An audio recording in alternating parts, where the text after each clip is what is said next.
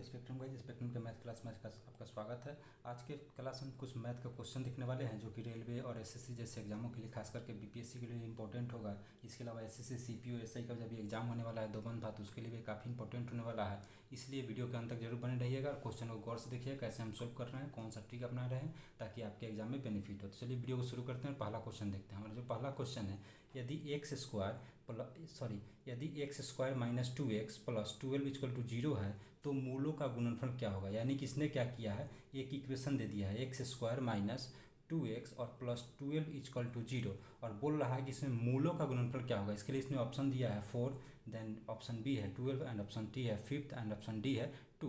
इसमें से आपको बताना है कि इसके लिए जो मूलों का गुणनफल होगा वो कौन सा होगा। तो सबसे पहले ऐसे इक्वेशन हम जानते हैं कि ऐसे इक्वेशन में हम दो मूल को जानते हैं, अल्फा और बीटा। आपने जब पढ़ा होगा इसको तो आपको ध्यान होगा कि इसमें दो मूल होते हैं, अल्फा और बीटा।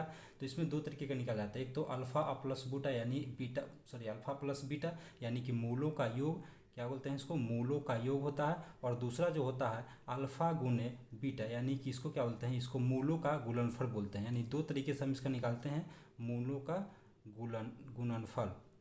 इसमें दो मूल होते हैं अल्फा और बीटा। तो हम क्या करेंगे, इसमें से सबसे पहले जैसे इक्वेशन में सबसे पहले इसका हम एबीसी निकाल लेंगे। हमें क्या निकालना है, मूलों का गुणनफल। तो मूलों का गुणनफल यानी कि अल्फा इंटू बीटा हमें फाइंड आउट करना है, alpha into beta find out करना है। तो alpha into beta equal to formula होता है C/A। और इसके अलावा हम ये भी देख लेते हैं कि alpha plus beta equal to क्या होता है, alpha plus beta equal to होता है माइनस B/A।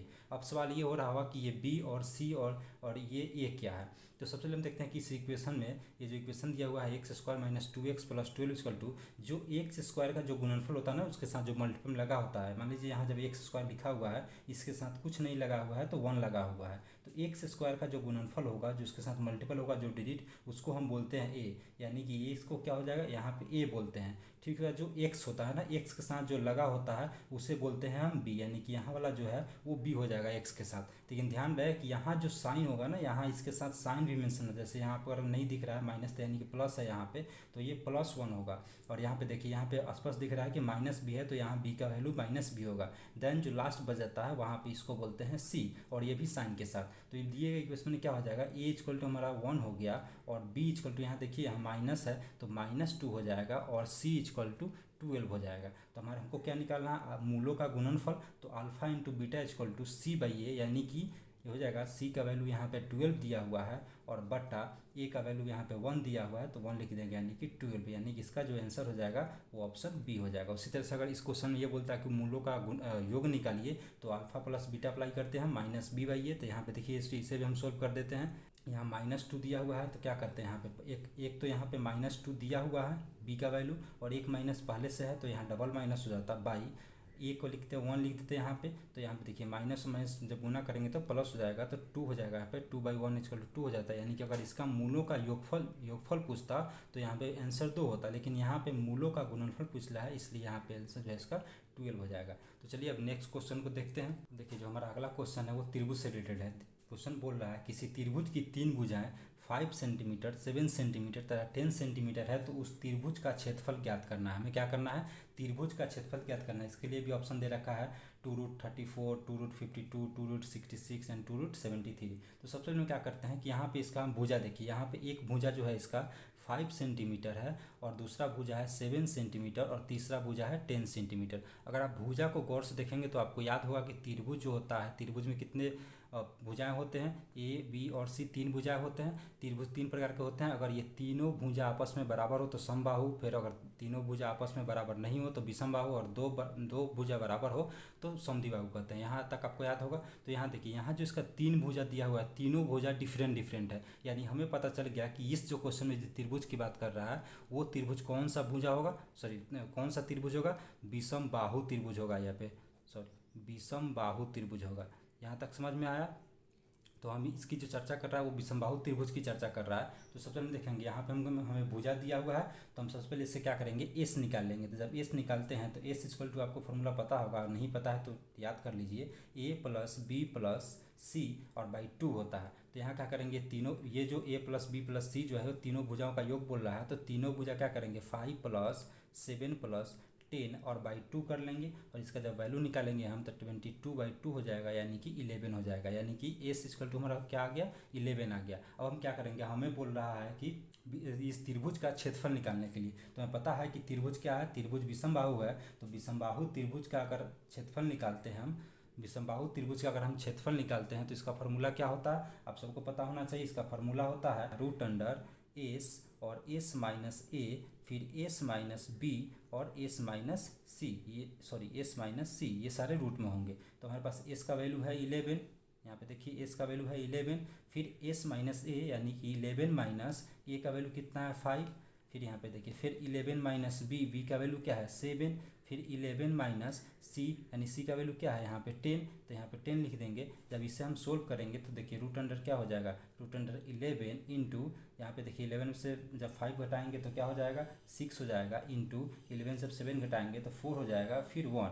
अब इसको हम क्या करेंगे, इसको आगे हम सोल्व करेंगे तो यहाँ पे देखिए, यहाँ पे अगर हम निकालना चाहें तो इसे इसको हम मल्टीपल करेंगे तो आ जाएगा 264, और जब इसे हम ब्रेक करेंगे तो इसे हम ब्रेक कर सकते हैं, कितने में ब्रेक कर सकते हैं, तो देखिए इसे हम तोड़ सकते हैं 2 इंटू 2 इंटू 2 इंटू 3 इंटू 11। जब इसका आप गुणनफल निकालेंगे तो इसी फॉर्म में आएगा। तो हम क्या करते हैं कि जो डबल होता है उसको बाहर निकाल लेते हैं, तो यहाँ 2 डबल बाहर निकल जाएगा, बाकी सब ये जो 2 इंटू 3 इंटू 11 है अंदर बच जाएगा। तो ये जब आप इसको गुना करेंगे तो 66 आ जाएगा, और यही जो है आपका आंसर होगा। तो इसका जो आंसर होगा वो ऑप्शन सी होगा। फिर हम नेक्स्ट क्वेश्चन देखते हैं 1.24, और इस पर क्या हुआ है, ये रेकरिंग किया हुआ है, इसको हम बार भी बोलते हैं या रेकरिंग भी बोलते हैं, को भिन्न में बदलने के लिए बोल रहा है। इसके लिए ऑप्शन दिया हुआ है, यहाँ पे 4 ऑप्शन दिया हुआ है। तो देखिए जब भी ऐसा रेकरिंग दिया हुआ हो या भी जिसको हम बार भी बोलते हैं, तो जब दिया हो तो हम क्या करते हैं, पहले जो दशमलव दिया हुआ है, जो डेसिमल दिया हो उसको हटा लेंगे और ऐसे ही नंबर लिख लेंगे। तो देखिए अगर इसका हम डेसिमल हटाते हैं, देखिए यहाँ पहले हम लिख लेते हैं 1.24, इस पे यहाँ पे रेकरिंग किया हुआ है 2 डिजिट पे। जब इसको हम दशमलव हटा करके ऐसे लिखेंगे तो क्या हो जाएगा हमारा 1, 2 और 4।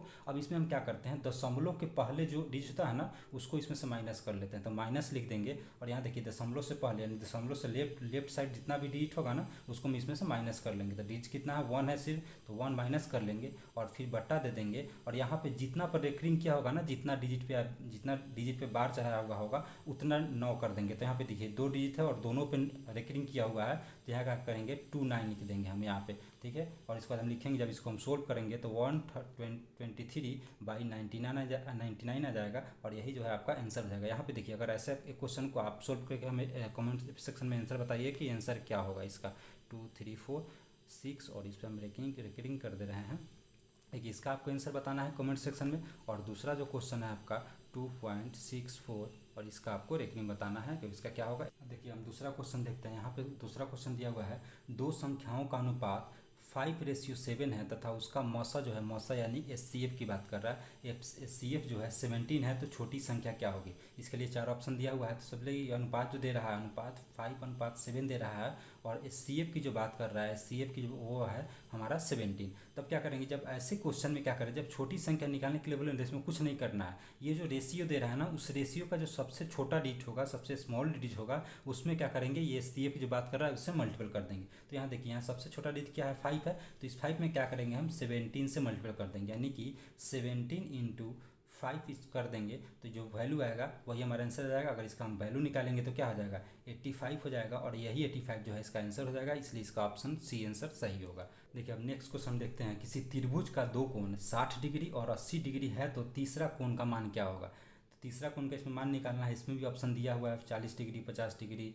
80 डिग्री और 70 डिग्री दिया हुआ है। तो देखिए ऐसे हम क्या करते हैं, ऐसे क्वेश्चन को सोल्व करते हैं। आपको पता होगा कि त्रिभुज के तीनों कोणों का जो योग होता है कितने के बराबर होता है। आपने जब पढ़ा होगा 9th 10th के दौरान, तो उसमें आपको पता होगा कि बताया गया होगा कि त्रिभुज के तीनों कोणों का योग जो होता है 180 डिग्री यानी कि 180 डिग्री के बराबर होता है, ठीक है। यहाँ तक कोई दिक्कत नहीं होना चाहिए। अब देखिए हमारे क्वेश्चन में क्या किया गया है, दो कोण दिया हुआ है, तो ये तो बहुत सिंपल सा है। हमारे पास हमारे तीनों कोणों का योग पता है, हमें पता है कि त्रिभुज में कितने कोण होते हैं, 3 कोण होते हैं, 2 हमें दिया हुआ है और टोटल हमें पता है। तो क्या करेंगे, हम मान लेते हैं कि तीसरा कोण जो बोल रहा है ना, उस तीसरे कोण को हम x मान लेते हैं। अब क्या करेंगे हम कि x प्लस 60 प्लस 80 और इक्वल टू क्या करेंगे 180 डिग्री, यानी कि त्रिभुज के तीनों कोणों का योग 180 के बराबर हो गया। अब क्या करेंगे x इक्वल टू क्या करेंगे 180 और माइनस क्या करेंगे, इन दोनों को इधर लाएंगे। तो देखिए जब इन दोनों को लाएंगे तो प्लस में है तो इधर आके माइनस में हो जाएगा, और ये जो ऐड करेंगे तो दोनों 140 होगा, तो हम -140 कर देंगे, इसलिए एक्स इक्वल टू क्या आ जाएगा 40 डिग्री हो जाएगा, यानी कि तीसरे कोण का जो मान है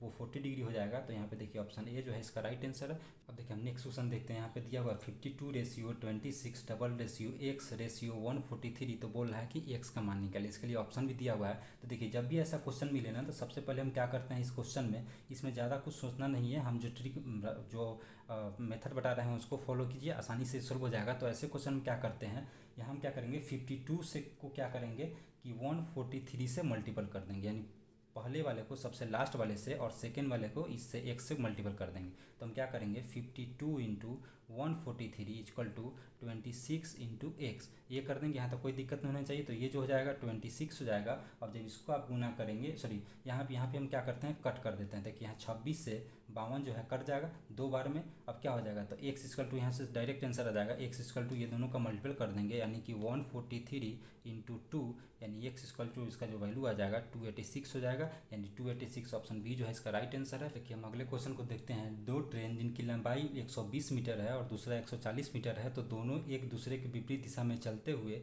एक दूसरे को पार करने में 10 सेकंड का समय लगता है, तो दोनों ट्रेनों को चालों का योग क्या होगा, दोनों ट्रेन के चालों का योग निकालना है। इसके लिए आपको ऑप्शन दिया हुआ है। तो देखिए यहाँ पे पहला जो क्वेश्चन है बोल रहा है कि दो ट्रेन है, मान लेते हैं एक ट्रेन, और देखिए दोनों जो है विपरीत दिशा में चल रहा है। तो मान लीजिए एक ये दिशा में और एक ये दिशा में चल रहा है, और एक का जो लंबाई है वो 120 मीटर है और दूसरे का 140 मीटर। दोनों जब एक दूसरे को क्रॉस करेंगे, तो अगर यहाँ पे क्रॉस करते हैं तो इसके बीच में जो ये टाइमिंग ले रहे हैं ना, ये टाइमिंग इनका 10 सेकेंड का है, यानी कि हमें क्या पता है, टाइम पता है 10 सेकेंड।